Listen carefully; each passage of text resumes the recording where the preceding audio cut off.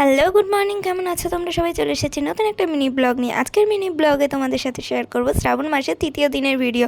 তো আমি তো প্রত্যেক সোমবারই জল ঢালার চেষ্টা করছি। কোনো প্রবলেম পড়ে গেলে সেটা আলাদা বিষয়, কিন্তু আমি প্রত্যেক সোমবারই জল ঢালি, প্রতি বছর আগেও বলেছি।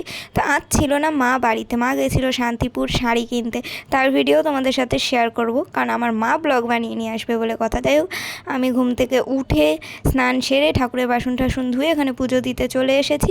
মা আগে থেকেই ফুল মিষ্টি সব কিনে রেখে গেছিলো, তো এখানে আমি পুজোটা দিয়ে নিই। তোমরা দেখো, পুজো দিতে দিতে একটা ফুল খুঁজে পেলাম, যেটা খুবই অদ্ভুত। মানে দেখো, যমজ গাঁদা ফুল, মানে পুরো জোড়া, দেখেই বোঝা যাচ্ছে। জানি না তোমরা ভিডিওতে কতটা বুঝতে পারছো, কিন্তু সামনাসামনি পুরো বোঝা যাচ্ছিল। আমি এই ফার্স্ট টাইম যমজ গাঁদা ফুল দেখলাম। পাতা দেখেছি, ফলও দেখেছি, কিন্তু ফুল এই প্রথম দেখলাম। তো যাই হোক, চলো ঠাকুরের মাথায় জলটা ঢেলে নেওয়া যাক। আমি এখানে ঠাকুরের মাথায় দুধ আর গঙ্গা জল মিশিয়ে ঢালি। অনেকেই আছে এর সাথে অনেক কিছু মিক্স করে ঢালে, কিন্তু আমি ঘরে যেহেতু ঢালি তাই এভাবেই ঢালি। আর এখানে কাটা ফল, ফুল সমস্ত কিছু দিয়ে দিলাম, দিয়ে ঠাকুরকে মালাটাও পরিয়ে নিলাম। দুটো মালা ছিল, একটা রজনীগন্ধার আর একটা আকন্দ ফুলের। তো আকন্দ ফুলের মালাটা আমি শিব ঠাকুরকে পরিয়ে নিলাম, আর একটা রজনীগন্ধার মালা ছিল, ভাবলাম ওটা কেন শিব ঠাকুরকে দেবো, একটা তো দিয়েছি, আর এটা মা লক্ষ্মীকে পরিয়ে দিই। তো তারপর ভালো করে ধূপ ধুনো দেখিয়ে নিলাম। আমার পুজো কমপ্লিট। আর আজকে সারাদিন আমাকে অনেক কাজবাজও করতে হবে, যেহেতু ঘরে আমি একা আছি।